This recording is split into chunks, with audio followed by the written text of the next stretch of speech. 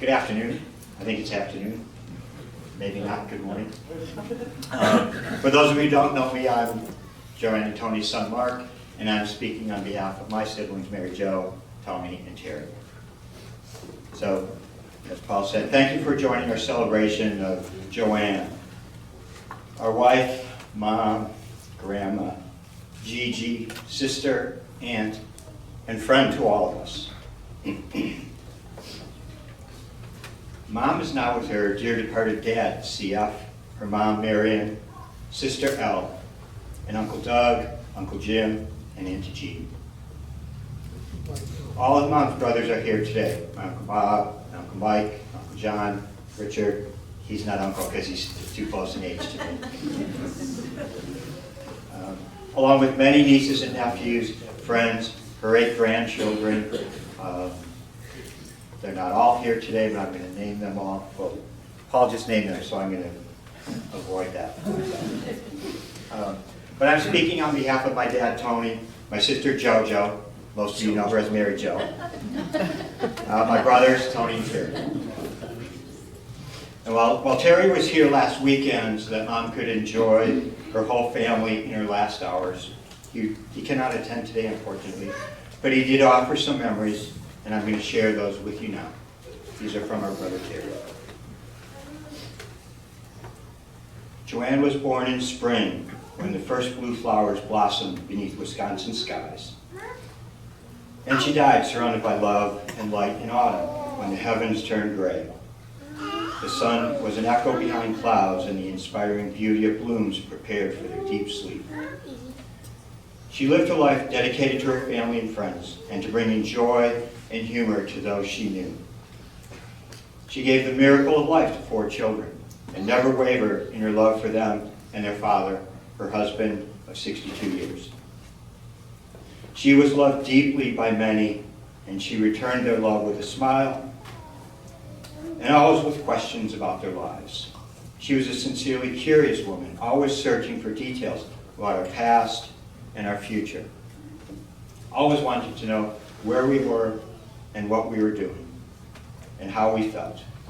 She thoughtfully praised our accomplishments while providing solace for our struggles and our loss. In a word, she was a mother and a friend to everyone she met. Not blindly trusting, but empathic for the sometimes difficult paths we chose.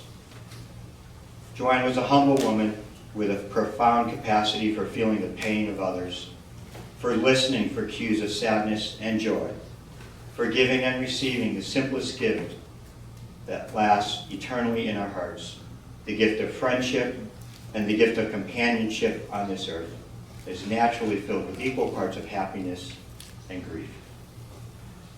Joanne was always there, always woke, as her grandchildren might say, always quietly alert to the coming and going of the world around her.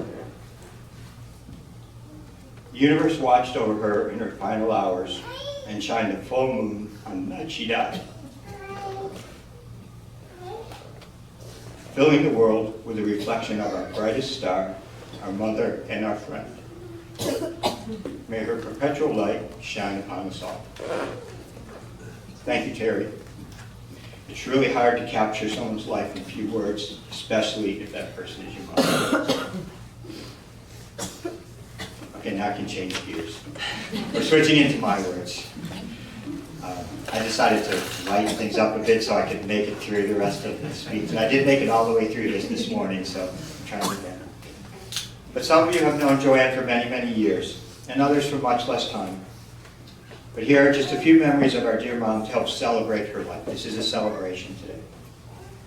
She was close to her family with 5 siblings. Many of our childhood memories revolve around the winter family holidays at Grandma's house on Shoals Avenue. We lived around the corner. Auntie Elle and Uncle Doug were 3 doors away. Her other 3 siblings were also always nearby. Every holiday I can remember was spent with the Winter family. Mom carried on this close family life in her own household. She was actively involved in our school, Motherhood Council, where she actually also went to school. And And we always joked that Mom had Sister Jane, and we all had Sister Jane. And Mom thought Sister Jane was old when she was in school. Mom took piano lessons from Sister Patrice, and I took piano lessons from Sister Patrice. Did you, Mary Jo? Mary Jo did, but Tony and Terry somehow got out of that. Her father, Clarence, had a strong presence in the community and even built the altar in the MGC church. She was a room mother, a dead mother, or Girl Scout leader. I remember once I was sent to the hallway for misbehaving. And there comes Mom walking down the hall for whatever volunteer work she had on tap for the day. That didn't bode well for when I got home that evening. And there was always a wait till Dad gets home. That was the phrase. Her kids were her focus, and I think that was a good thing because 4 kids arrived in 5 years, so they had a lot of kids. And Mom was all about family. She loved sewing and knitting and made many sets of matching outfits for all of us, as you heard mentioned. Some are legendary and live on in classic photos like our green knitted sweaters and gold turtlenecks, of course Packer green and gold, and the always popular blue striped sports coat, which she handmade, and complimentary dresses for Mary Jo to go with the pictures. We always had home-cooked meals, and my siblings and I agreed last weekend in the household that lasagna was our favorite of our home-cooked meals. But one memory of those home-cooked meals was the no seconds rule. With 3 boys around, we had to institute the rule so that we could not ask for seconds until Mom had served everyone and sat down and had the first bite off of her plate.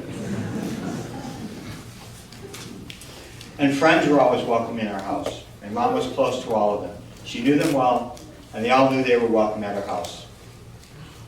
I'm sure Pat O'Brien will remember that my mom told him just about every time she saw him that he needed a haircut. And she nicknamed him the cruise director. But Mom was also incredibly active with her own interests and activities. One of our most popular memories was the year in the Fall Couples Bowling League that Mom had a 176 average, besting Dad's 172 average. She and Dad founded and ran the Groom Room dog grooming shop where Mom worked hard for 10 years. And she followed that with selling shoes alongside Mary Jo's recently departed mother-in-law, Marlene, Jim's mom. Her needlepoint, embroidery, and crocheting were legendary. She kept me supplied with orange pot scrubbers for my whole life. And as she slowed down in recent years, my supply has run low. So I'm looking for any new crocheted orange pot scrubber supplier, if anyone out there can help me. Mom knit countless baby blankets, which were prized possessions and in constant demand.